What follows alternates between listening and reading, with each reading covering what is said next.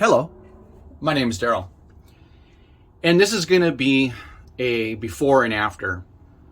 So I thought before I got started ripping down my grain facility, I've had fun switching with it, but I did say in one of my other videos that wasn't quite happy with the grain facility, so I probably was going to change it up, and that's exactly what I'm going to do. So this is going to be the start of before and after. So this is what it looks like now to this. A new 2-bay corn processing center to receive 12 covered hoppers. I hope you enjoy the quick mini series on this, on how I got from the grain elevators to the new corn processing center. So I hope you all enjoy. Okay, so what we're looking at is I removed the buildings, the scenery. Well, there really wasn't much scenery. And now what we're looking at is what I refer to as blue sky, because there's nothing there but blue sky. So my plan is to remove the one and only track that went into the grain facility, and make it a double. And how I'm going to do that, I'll be right back. Okay, now that I got the camera in position where I'm actually going to start the 2 tracks going into the grain facility. So first of all, I'm going to remove that one and only track. And then I am going to install a Pico number 7 Electrofrog right hand. And we're going to place that somewhere like that. So let's see how that comes out. Okay, so now that I took the one track going into the old grain facility and I replaced it with a number 7 right-hand curve, it's a Pico switch, Electrofrog. So it went in just as I expected, and it came out perfect. So as you can see, I have not laid the rest of the cork, and I have not laid track. But what you are seeing is kind of like the old grain facility that I had there. It's just kind of as a facade for right now. And then there's a building in the back, that brownish building, okay? So the reason why I didn't lay the track is because this is going to be a double grain unloading facility. So what I'm going to do in order to push more cars in there, actually what I'm going to do is I'm going to bore a hole through that wall. That way I can probably get maybe 4 or 5 cars behind the building. What I mean is when I'm pushing the cars in, the cars are just going to seamlessly keep going because you've got, blue sky behind it. You don't know where it's going. And that's what this is all about. You just brainstorming. And is it prototypical? I don't think it is, but it really doesn't matter. If anybody has watched some of my videos, you'll notice there are no cities and there are no towns. My layout's only about movement. And movement of what? Trains. Because that's what fascinates me. So anyways, so there you have it. So that's a mock-up. It's kind of like you have to go, like 3 or 4 steps backwards before you can go forward. So there you have it. Okay, so we'll continue this, and I'll be back. So now that the front of the building is removed, you can faintly see the pencil marks of the front fascia of the building. And so the next step is here is to do, that's it. I'm going to drill a hole right through that puppy. All right, well, let me get that done because it's kind of hard to see my big body drilling a hole. Okay, so what we're seeing before us was the next step, which was to drill a hole through the masonite. Well, that was a train wreck. I think I said you got to go a few steps back before you go forward. Well, the few steps that I went to go back, I did not check out the building and size it up before I drilled the hole. So if you can kind of see, I had made a mistake, and you can see the old backdrop is still there where I drilled. So what I had to do was pin up a new backdrop, trace out the building, and then take it and actually scroll it out. So what I'm going to do is I'm going to show you the actual building that I should have taken a couple steps back and looked at. I'll be right back. So this is the Walthers kit that I set eyes on for a double track grain facility. This was the building. Okay. Well, it's a Walthers Cornerstone modern double engine house. Okay, I just slashed it out and put grain because that's what I'm going to use it for. So what I failed to do in this case was I didn't realize it had a bottom to it. So that dictates where the track was going. The first time I traced it out, it was perfect. But when I went to go put the building together and put it up, I had noticed that the tracks were way off. They were actually wider, not skinnier. Anyways, long story short, like I said, that was a train wreck. But still, it's going to come out awesome. So I had to put up a new piece of masonite. Now it's all mocked up very, very well. And with that said, I'll be right back. Okay, so there you have it. This is, keep in mind, just a mock-up. I just mocked up a couple of tracks with two covered hoppers. And so now I took it from a single track to a double track grain unloading facility. I even threw in a tractor and trailer that could receive grain. Now remember, this is just a mock-up, but actually, I can actually hook up the tracks, wire them, and start switching. And start switching instead of 2 or 3 at the max. I can actually switch out 12 now and make the experience of switching a lot more fun. And that's the whole thing with a switching layout. So, okay, so now why I say I can put 6. Okay, the 2 cars out in front, they're about partially away in the building, maybe halfway. You can get another one inside. Beyond that, behind the building, which is what? All this area in here, blue sky.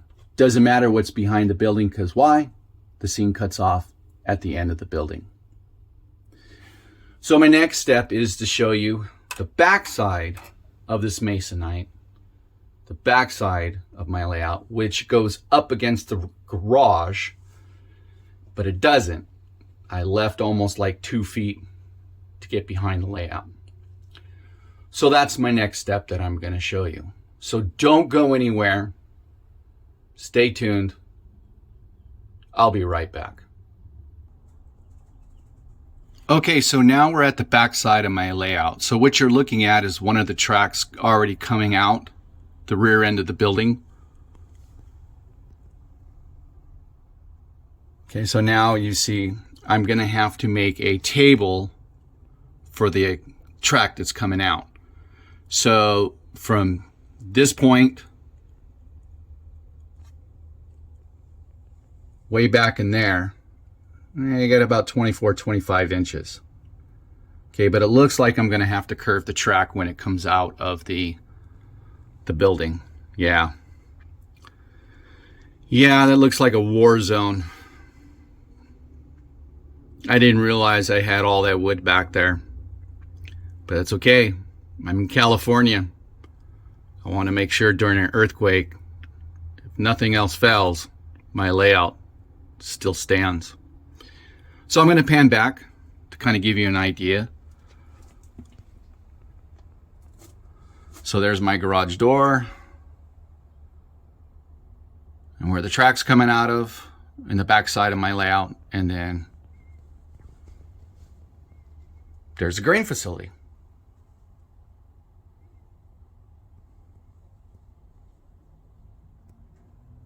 All right. So I think we got all this covered. So again, stay tuned. Don't go away. I'll be back.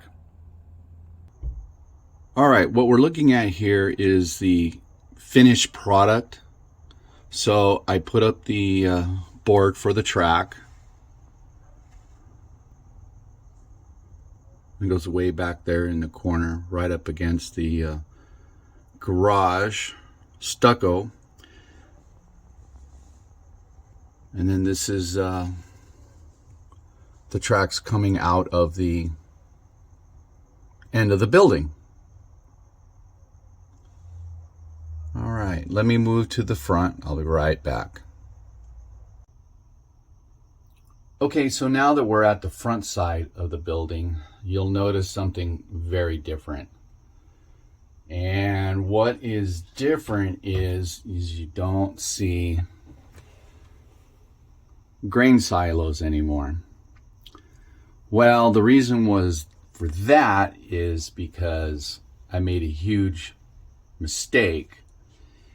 And not that I didn't know this, but I was doing it backwards with the grain elevators.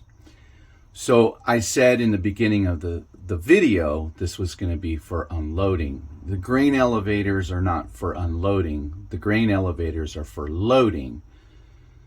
The corn is taken from the field, delivered to the grain elevators, which stores it in and sorts it in the grain elevator. And then when the covered hoppers come in, they load it into the grain hoppers. I was doing it backwards. I was making a 2-bay facility to be loaded from the grain hoppers to the silos, okay? So I had it backwards. So I decided to change it up a little bit. And I scratched my head on this, and then I did a little bit of searching. And so what this is this going to receive covered hoppers full of what they call field corn. And this is going to a food processing plant, so which could convert it into various types of material, either for food, corn syrup, which brings up an idea that I might make this facility continue down along the line on this wall and make it one big giant facility. The end product would be corn syrup. So I haven't gotten that far yet. But as far as this is concerned, it's wired and it's finished. So this is pretty much going to conclude this series of how I constructed this facility for the company to receive corn. So I hope everybody enjoyed this. And while we're at it, I'm going to do a quick hop on this so you can actually see the trains being shoved in there. So I shall return shortly. Okay, so with the facility done, like I said before, it's all wired. So while we're at it, let's shove some cars into the new corn facility. All right, here we go.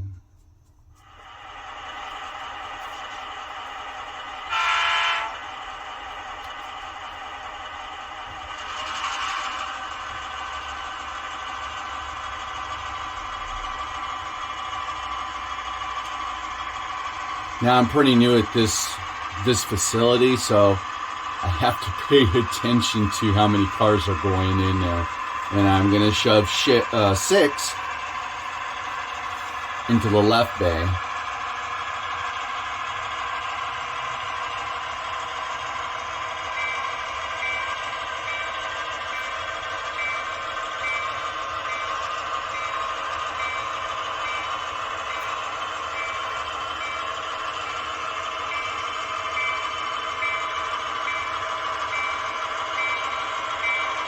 So we're coming pretty close.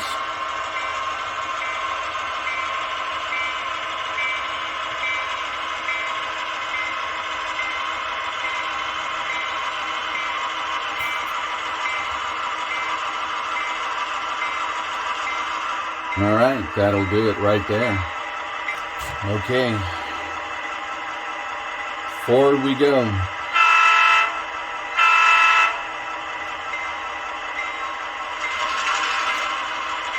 So there's our first hop done, 6 in the farthest bay over.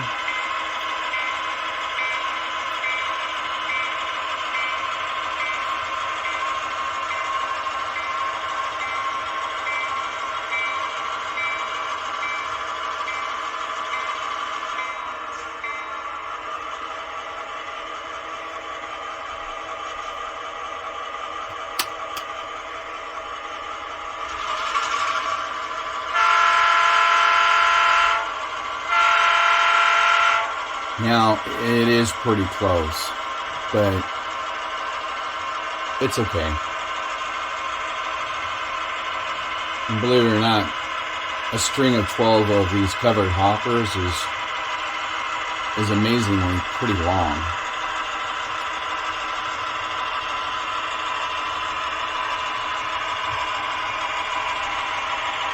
Now, when I set this grain facility up, I did say to myself, I'm not really all that happy with it, but, through a little research, I think I came up with something that's pretty different and pretty neat. At least from my experience, it is. And like I said, the cars are being shoved into the building that seamlessly keeps going nowhere. I mean, there's like no ending to it. You can't see where the cars are going. So which is kind of cool.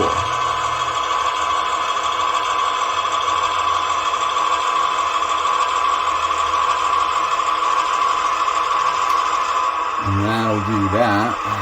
So let me make a disconnect. All right.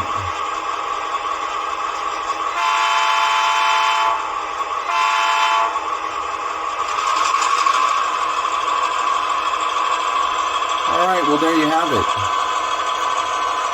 Well, I hope everybody kind of understood and see the process of constructing. And thank you for watching, and we'll see you guys all soon. All right, everybody be safe.